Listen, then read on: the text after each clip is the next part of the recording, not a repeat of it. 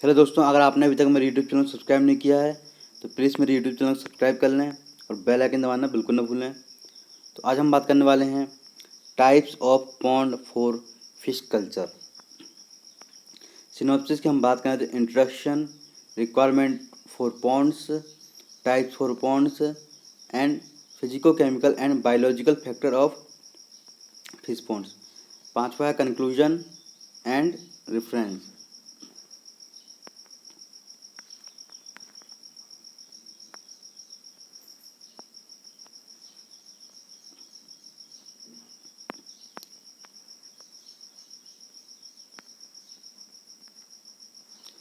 Introduction की हम यहाँ पे बात करें तो मछली पालन के लिए एक तालाब का होना आवश्यक है।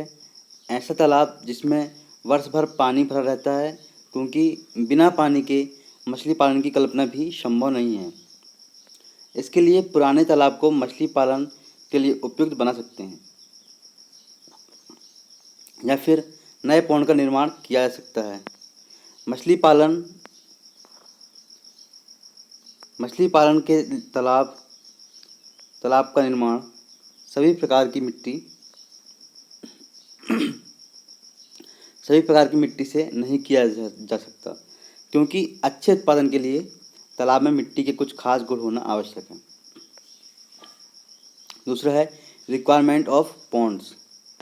तो यहाँ पे मछली तालाब के लिए निम्न आवश्यकताएं होती हैं। मछली तालाब के लिए निम्न आवश्यकताएं होती है। पहला है साइट, टाइप्स ऑफ सॉइल्स और water supply.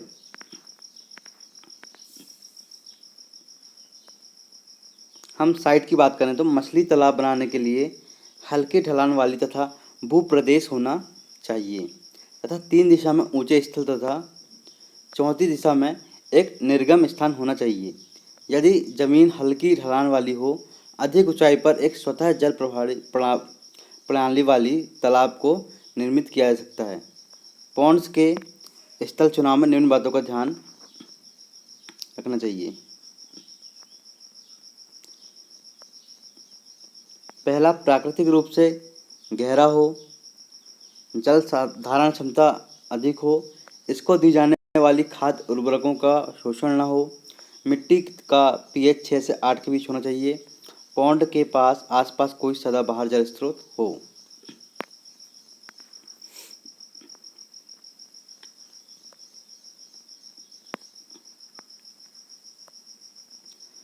Types of soil की हम बात करें यहाँ पे तो मिट्टी की किसी भी प्रकार का जो है वर्टिकल या लेटरल पानी का रिसाव नहीं होना चाहिए। इस प्रकार की बिना रिसाव वाली मिट्टी भारी चिकनी मिट्टी, गाद वाली चिकनी मिट्टी, चिकनी डूमर मिट्टी आदि होती है। छिद्रित मिट्टी की सतह को बेंटोनाइट के द्वारा उपचारित की सतह को बेंटोनाइट चिकनी मिट्टी या अन्य बंध वाली मिट्टी के द्वारा उपचारित की जाती है उपचारित किया जा सकता है। बंद करने वाले पदार्थ को 2 या 3 स्तरों में समान रूप से तालाब की सतह में फैलाया जाता है। इसके पश्चात रोलर के द्वारा मिट्टी को एक जैसा किया जाता है। बॉटम ऑफ पॉन्ड, तालाब का जल जो है तालाब का तल समतल होना चाहिए। पानी भरने से पहले इसे अच्छी तरह से समतल कर लेना चाहिए। डीप्थ ऑफ पॉन्ड, मछली उत्पादन का सीधा संबंध तालाब की गहराई से नहीं है। साधारणतः तालाब की गहराई इतनी ही होनी चाहिए कि सूर्य की रोशनी तल तक पहुंच सके।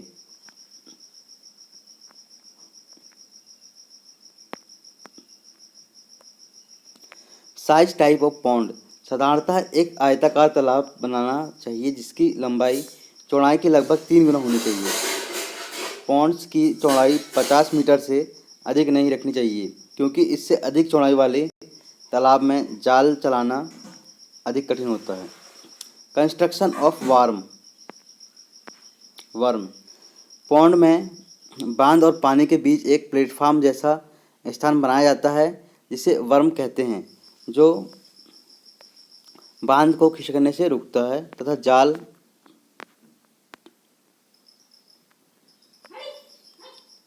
जो जाल चलाने में भी सुविधा होती है। वर्म की चौड़ाई बांध की ऊंचाई और तालाब के क्षेत्रफल पर निर्भर करती है। कंस्ट्रक्शन ऑफ पॉन्ड बंद। पॉन्ड का बांध निर्माण काफ़ी महत्वपूर्ण पहलू है। इसका सही निर्माण और देखभाल पर ही तालाब का जो भविष्य है निर्भर करता है। बांध इतना मजबूत होना चाहिए कि वह पानी के दबाव को सह सके तथा पौंड से पानी के रिसाव को भी रोक सके। सबसे पहले बांध बनाने के लिए निम्न बातों का ध्यान रखना चाहिए।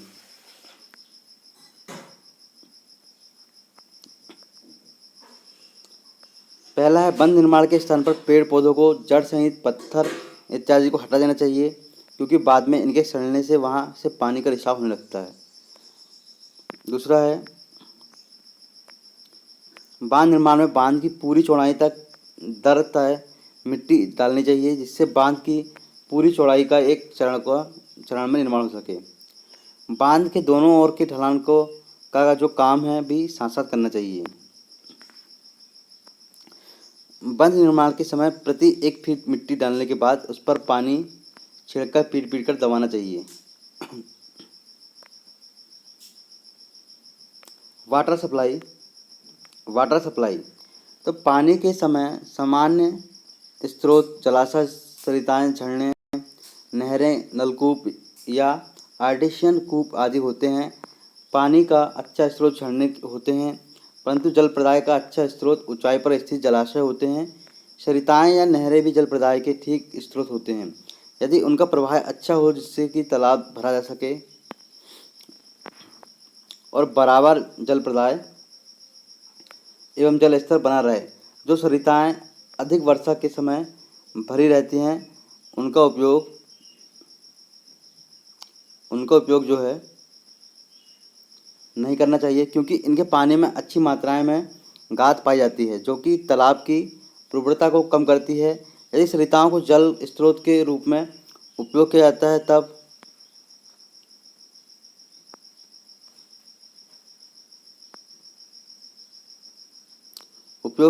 है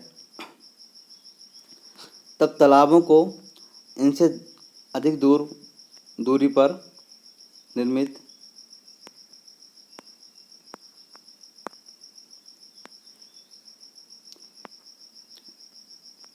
करना चाहिए, जिससे तालाबों से सरिताओं में पानी के रिसाव को रोका जा सके तथा तालाब का अधिक ऊंचाई का बांध जो है जल के आयतन को नियंत्रित करता है।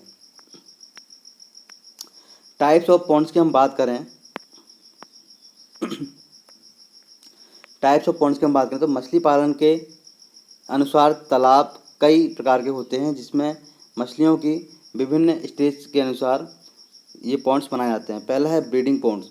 मछलियों के संवर्धन के लिए प्रथम चरण मछलियों में रिप्रोडक्शन होता है। इस कारण प्रजनन हेतु विशेष प्रकार के बंध को तैयार किया जाता है, जिन्हें ब्रीडिंग पॉन्ड्स कहा जाता है। यह तालाब नदियों के किनारे अथवा अन्य प्राकृतिक जलीय स्रोतों के पास तैयार किए जाते हैं। टाइप्स ऑफ ब्रीडिंग पॉन्ड्स की विधि के अनुसार तालाब 2 प्रकार के होते हैं। पहला है नेचुरल ब्रीडिंग बंड्स। प्राकृतिक बंध विशेष प्रकार के तालाब होते हैं, जहां प्राकृतिक नदियों की दशाओं या किसी भी प्राकृतिक जल स्रोत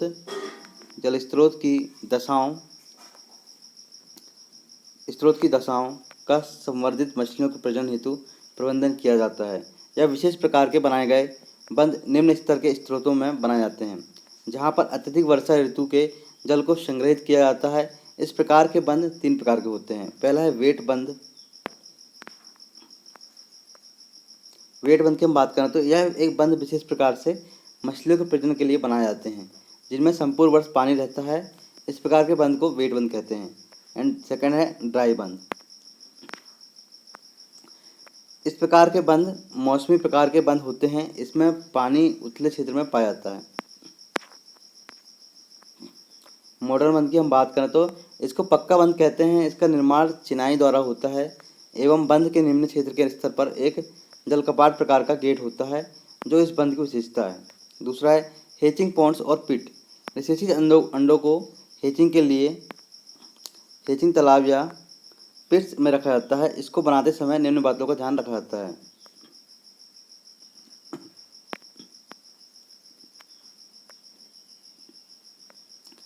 पहला है, ब्रीडिंग ग्राउंड्स के पास होना चाहिए, आकार में छोटे होने चाहिए, इन पिट्स में इतनी मात्रा में पानी होना चाहिए जो 1 या 2 माह में सूख जाएं, इनकी संख्या अधिक होनी चाहिए।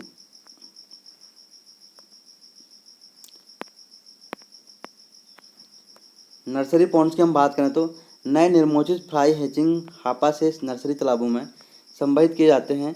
यह फ्लाई अधिक कोमल होते हैं, इनको सावधानीपूर्वक रखा जाना चाहिए। नर्सरी पॉन्ड्स हमेशा हैचिंग हापा के पास होना चाहिए। नर्सरी पॉन्ड्स उथले पानी के छोटे श्रेणी के जलाशय 3 से 5 गहरे होते हैं। वर्तमान में अधिक गहरे 5 से 8 के तालाब तैयार किए जाते हैं, जिनका क्षेत्रफल लगभग 1/2 एकड़ का होता है।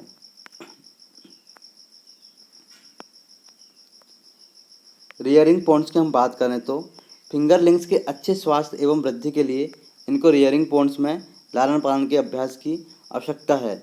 इन फिंगरलिंग्स को जो है पालन पोषण लंबे एवं सकले तालाबों में होता है। यह पॉन्ड्स फिंगरलिंग्स की दूरी तक तैरने के लिए स्थान प्रदान करता है। इन पॉन्ड्स में जल मौसमी या वार्षिक होता है। स्टॉकिंग पॉन्ड्स की हम बात करें तो स्टॉकिंग पॉन्ड्स खरपतवार एवं परभक्षी मछलियों से मुक्त होना चाहिए। इन पॉन्ड्स में मछलियों की अच्छी वृद्धि के लिए पूर्ण भोज्य पदार्थों का होना आवश्यक है। अतः पॉन्ड में जो है उपयुक्त खाद को मिलाना चाहिए, जिससे कि जू प्लैंकटन का उत्पादन अधिक हो सके, क्योंकि भोज्य पदार्थों की कमी के कारण अत्यधिक मछलियाँ ठीक प्रकार से भोजन नहीं करती हैं और नहीं कर सकेंगी। उपयुक्त कार्बनिक खाद के रूप में काउडरिंग जो होते हैं सबसे अच्छा खाद होता है। Physico chemical and biological factor of fish pond. तो फिश पॉन्ड की जो है प्रोडक्टिविटी को बढ़ाने के लिए कई फिजिको केमिकल और बायोलॉजिकल फैक्टर का प्रभाव डालते हैं। वाटर का उपयोग जो है कल्टीवेशन के अनुसार होना चाहिए। फिश फार्म के साथ एक छोटी सी प्रायोगिक लैब भी आवश्यकता होती है, जिससे water quality, temperature, pH, alkalinity, organic और इनऑर्गेनिक कंटेंट्स प्लैंक्टन्स को जांच लेते हैं। फिजिकल फैक्टर की हम बात करते हैं। फिजिकल फैक्टर के अंतर्गत तापमान, गहराई, गंधलापन,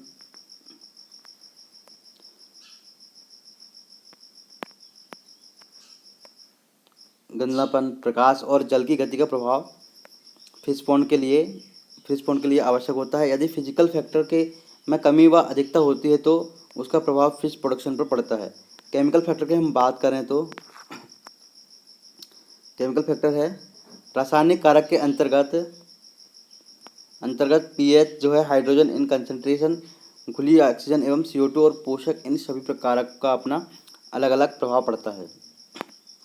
दोस्तों, अगर आपने अभी तक मेरे यूट्यूब चैनल सब्सक्राइब नहीं किया तो प्लीज़ मेरे यूट्यूब चैनल सब्सक्राइब कर लें और MSc के नोट्स पाने के लिए मेरे इस नंबर पर संपर्क करें 7999 742498। मेरे डिस्क्रिप्शन पे दोस्तों आपको टेलीग्राम लिंक, व्हाट्सएप ग्रुप की लिंक मिल जाएगी और इस वीडियो को ज़्यादा से ज़्यादा शेयर करें। धन्यवाद।